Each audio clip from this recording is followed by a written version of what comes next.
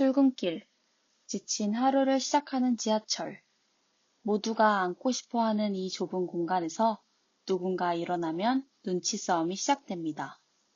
조금이라도 빨리, 조금이라도 먼저 자리를 차지하려는 모습. 어쩌면 너무 익숙한, 그래서 아무도 이상하다고 느끼지 않는 풍경입니다. 같은 상황에서 노인이 등장한다면 어떨까요? 노인분들께 자리 양보를 해보신 적이 있나요? 몇 번 해봤습니다. 있습니다. 네, 있습니다. 예, 가끔 있죠. 네.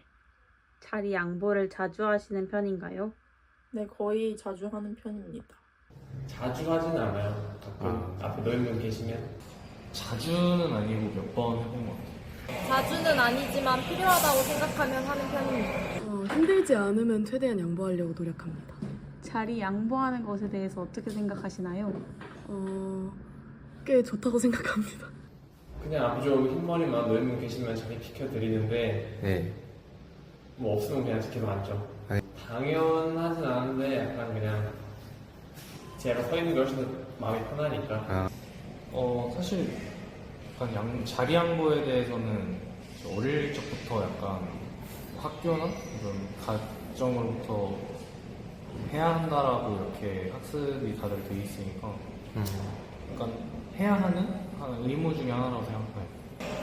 저보다 거동이 불편하거나 배려가 필요한 분이 있다면 양보해야 한다고 생각합니다. 보통 별 생각이 없긴 한데 노인분들한테 자리 양보하는 거 당연하다고 생각하고 있습니다.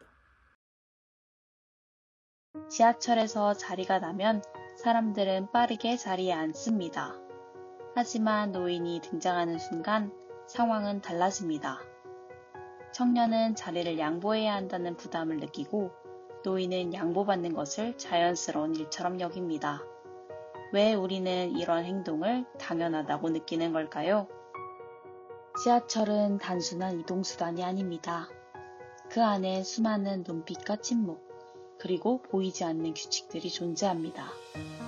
자리가 비는 순간 사람들은 본능처럼 앉지만 노인이 탄다면 누가 말하지 않았는데도 그 누구도 지시하지 않았는데도 우리는 자리를 양보해야겠다고 느낍니다. 사회는 우리로 하여금 자리를 양보하도록 만듭니다. 그런데 왜 우리는 스스로 그 규칙을 따르는 걸까요? 프랑스의 철학자 미셸 푸코는 이러한 질문에 간단한 해답을 제시합니다. 권력은 단순히 강제하는 것이 아니라 사람이 특정한 방식으로 스스로 행동하게 만드는 힘이라고. 청년은 자리를 양보해야 할 사람으로, 노인은 자리를 양보받아야 할 사람으로 구분되고 규정됩니다. 이 규정은 반복적으로 재생산되며 청년 개인의 상황은 무시되고 노인에게 자리를 양보하는 것이 옳고 바람직한 행동으로 자리 잡습니다. 이때 권력은 외부에서 강요되지 않습니다. 청년 스스로 자리를 양보하며 그 안에서 규범을 내면화하는 것이죠. 이것이 바로 푸코가 말한 생산적 권력입니다. 사람은 권력에 의해 통제당하는 것이 아니라 권력 속에서 자신의 정체성과 행동을 형성합니다. 이런 역할은 누군가의 지시나 법 때문이 아니라 정상적인 시민이 되어야 한다는 내면화된 규율로부터 비롯됩니다.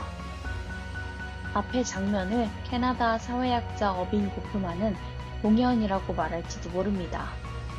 고프먼은 사회를 하나의 무대로 사람들은 각자의 역할을 연기하며 살아간다고 보았습니다. 지하철에서 양보하는 사람은 그 순간 도덕적인 시민이라는 배역을 맡아 연기하는 중인 것이죠. 일어서는 타이밍, 눈을 피하는 표정, 자리에서 물러나는 걸음까지 모든 행동에는 무대 위 연출처럼 정해진 문법이 존재합니다. 그럼 누가 관객일까요? 바로 주변 사람들입니다. 타인의 시선을 의식하며 우리는 자아를 연기합니다. 고프먼은 말했습니다. 우리는 타인의 기대 속에서 자신이 누구인지 스스로 증명하려 한다고 말이죠. 그래서 우리는 양보합니다. 도덕적인 시민, 양심 있는 청년, 이타적인 성인이라는 정체성을 보여주기 위해서입니다. 이것이 고프먼이 말한 연극적 자아입니다. 사람들은 타인의 기대와 시선을 의식하며 그에 맞는 자아를 구성하고 자신의 역할을 수행합니다. 결국 청년은 도덕적 판단이 아니라 사회가 기대하는 역할을 갖기 위해 자리 양보라는 연기를 펼치고 있는 것입니다. 노인 역시 연기를 행하고 있습니다. 한국이란 무대는 노인을 공경해야 한다는 유교 사상이 뿌리 깊게 자리 잡고 있습니다. 청년이 그렇듯 노인 역시 자리 양보를 기대하고 그 기대에 맞춰 행동합니다. 결국 우리는 모두 사회라는 무대 위의 연기자입니다. 우리는 역할을 수행하며 타인의 기대 속에서 자아를 드러내고 있습니다. 우리는 매일 수많은 선택을 하지만 그 선택은 진정한 나의 결정일까요? 아니면 사회가 미리 짜둔 각본에 따른 걸까요? 푸코는 우리가 권력에 의해 길들여졌고 고프먼은 우리가 무대 위에서 연기한다고 말합니다. 우리가 아무 생각 없이 따르는 행동들 속에는 사회가 정해놓은 질서와 규범, 그리고 스스로에게 부여한 역할이 숨어 있습니다. 이것은 누군가의 지시도 법의 강제도 아닙니다. 우리는 그저 정상적인 시민이 되기 위해 움직이는 것입니다. 이제 질문을 바꿔볼까요? 노인이 지하철에 타고 있습니다. 이때 교통약자석이 비어있다면 어떨까요? 노약자석이 비어 있음에도 일반 좌석 앞에 서 있는 노인에 대해서는 어떻게 생각하시나요? 보고 특별히 나쁘다거나 좋다고 생각해 본 적은 없어요. 교통약자석에 앉으시는 걸 추천드릴 것 같습니다. 되게 왜 안 앉으시지? 이런 생각이 들고 혹시 약자석이라는 그게 따로 있어서 좀 부담되시고 불편하셔서 그런가? 약간 이런 의문점이 들긴 합니다. 사실 양보할 때 교통약자석을 보고 양보하진 않는데 또 왜 거기 안 앉지나 생각은 들 수 있을 것 같아요. 왜 여기 서 계시는가? 라는 생각이 가끔 들긴 하지만 보통 노약자석이 비어있는 경우 일반 좌석 앞에 서 계시면 그냥 서 계시고 싶으신가 보다라고 생각을 하는 편입니다. 그럼 노약자석이 비어 있음에도 양보를 요구하는 노인에 대한 인식은 어떠한가요? 왜 양보를 요구하시나? 라는 생각이 들곤 하지만 양보를 요구하시면 그냥 일어서는 편입니다. 양보를 요구하면은 기분이 좀 많이 나쁘죠. 그럴 만한 이유가 있다고 생각하고 비켜드릴 것 같아요. 노약자석에 앉으면 되는데 굳이 서서 양보를 강요한다는 게 그렇게 긍정적으로 보이진 않습니다. 만약 노약자석이 비어 있다면 노인분들께 자리 양보를 하실 건가요? 그래도 제가 많이 힘들지만 않다면 양보를 할 것 같습니다. 네. 양보를 요구하시면 그냥 일어서는 편입니다. 혹시 나이가 어떻게 되실까요?